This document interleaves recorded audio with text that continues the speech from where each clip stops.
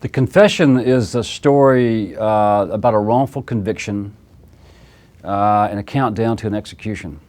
And in chapter 1, you know who the real killer is. The book started years ago when I wrote The Innocent Man 4 years ago. And the research and writing of that book took me into the world of wrongful convictions, something I'd never thought about. Even as a lawyer, I'd never thought about the fact that there are so many people wrongfully convicted. And I've always had this nagging idea for a book. Every time you see one of these high-profile DNA exonerations or a story about some guy who served 15, 20, 25 years for somebody else's crime, I often ask myself, where's the real killer and what's he doing? You know, where's the real criminal here? You have an innocent man in prison. What happens to the real guy during the trial, during the arrest, during the sentencing, during the countdown to the execution? What's the real killer doing? I've actually sat with inmates in prison before, men who've served 20 years, and thought, you know, they're serving somebody else's time. Where's the real killer? Where's the real rapist? Is he watching? So that's the idea for the story. I've done it before with The Chamber, which is a countdown to an execution. And I'm fascinated by the last-minute frenetic pace of the execution, the appeals, the lawyers, the judges. It's not unusual to have appeals going in 2 or 3 different courts the day of the execution, and lawyers running crazy. And so that's really good stuff to write about. It's a lot of fun. It's a lot of fun as an author. The actual mechanics of death. Every state's different. And I've been to death row in several states. The rules are fascinating. This story takes place in Texas. And Texas, like Oklahoma, the condemned man's last few hours, he can meet with his mother and his family, but he can't touch. It's all through plexiglass, bulletproof. So they talk on telephones, and they put their hands up and try to touch, you know, for the final time. In Mississippi, where I'm from, it's much more relaxed. The final moments, the final hours, the condemned man can sit with his parents and, you know, hug his kids. All this. Anyway, but the mechanics of death, the last meal, the last statement, the chemicals used for lethal injection, who mixes them up? Almost all states use the same chemical. Anyway, that stuff is fascinating to research and fascinating to write about. And the situation in Texas, they've done it so much now, it's so commonplace. It's sanitized. And it takes on this surreal atmosphere, environment. You know, I went to death row in Texas, and there's this bed, this little gurney in the center of the Texas death chamber, which is a tiny room. And 450 men have died there in the past 20 years.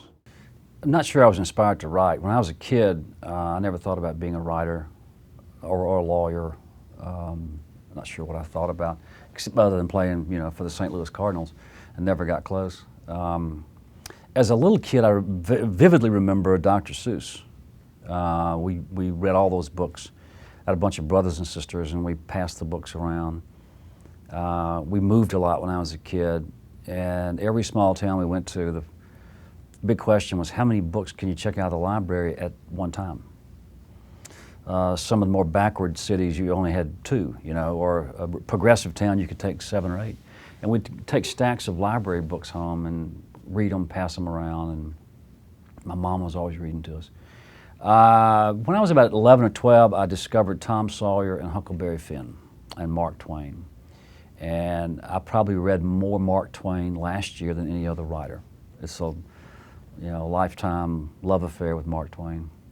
I was inspired by Tom Sawyer and Huck Finn to get in a lot of trouble. You know, nothing serious, but mischievous conduct by, you know, the boys in the neighborhood. Hardy Boys, a lot of sports books when I was a kid. I was, you know, a big sports fan. So always been a pretty serious reader until I got to law school. And law school killed any pleasure for reading because there's no time. And got out of the habit of reading, in the early days of being a lawyer. And then almost by a stroke of luck, decided to start writing one day. After I had written probably a dozen legal thrillers, I began asking myself, can I do something else? I think it's kind of natural. Once you write a number of books of a certain type, you want to explore, you get kind of restless. And I started that about 10 years ago, I guess with A Painted House was a childhood memoir with no lawyers in it. So that was very different. Then with Skipping Christmas, it was a chance to just be as funny as I could. Tried to anyway. When I was in Italy researching The Broker, I discovered American football in Italy, which led to Playing for Pizza. So I stumbled across these books. The idea for a kid's book hit about a year ago, a 13-year-old lawyer, and I've started that series now. Another football, but they come out of nowhere. The ideas come from all over the place, but I'm never going to get away from the legal thriller. What I've learned and what we've seen with these, we call them small books, the little small books I throw in occasionally, they do very well, but they don't sell like the legal thrillers. The legal thrillers have a very faithful following. Love them. I love those people. And they want the legal thriller. I've never toured because I did it one time, and that's why I don't do it anymore. I don't have public signings anymore, and so I don't have a lot of contact with the fans. Well, when I bump into them, they're always nice. They always have an opinion about their favorite book. 9 times out of 10, it's A Time to Kill, first book. Still hear that 20 years later.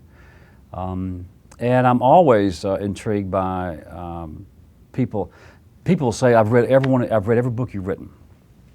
And I'll say, come on, 23? And they'll start rattling them off. And I'll tell you some fans I'm meeting now that I love these guys. Because of The Innocent Man and The Confession, these books about innocence and wrongful conviction, I'm really active with innocence projects around the country. And there are several of them. And so I go to these innocence projects to do dinners and fundraisers. And they always have some of the exonerees there. Anywhere you go in the country, they're going to pull in their exonerees. And these are guys who served 20 years, completely innocent. A lot of them were troubled young men when they went in and read very little. But in prison, they became these avid readers. And they've read every book. And they tell me how much the books meant to them in prison, especially with the legal, background and angles and all that. And there are times when I've gotten choked up, and they've gotten choked up. These guys, some on death row, and those are the fans I can't get enough of these days. With The Confession, you got to be careful. You can't preach much. You can't spend much time on the soapbox because your readers may not agree with your politics. You can't deliver messages all the time. Some of the books I write, I'll pick an issue and weave a novel around it and try to convey knowledge or a message to the reader. Some books are just pure entertainment, with nothing socially redeemable, I guess. The Confession is all about wrongful convictions and the possibility of a wrongful execution. We don't know yet by clear DNA proof if we've killed the wrong guy. It's going to happen, okay? So it's inevitable.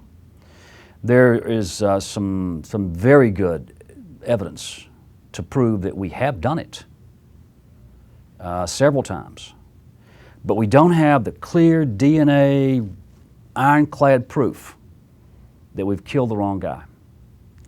And when it happens, that's the story. How are we going to react? What are we as a society, as a culture, as a people, what are we finally going to do when we know we got carried away, went too fast, got too efficient at it? And I don't know how we're going to react. I don't know if it's going to make a difference. I'm afraid we become so accustomed to the killing and hardened by the killing and calloused by it. I don't know if we're going to really slow down. And that's what the book explores. And I'm not sure there's a satisfactory conclusion to the story. I'll wrap it up. I'll put the end at some point, but I don't know where that point is. And there'll be a lot of unanswered questions when the book is finished.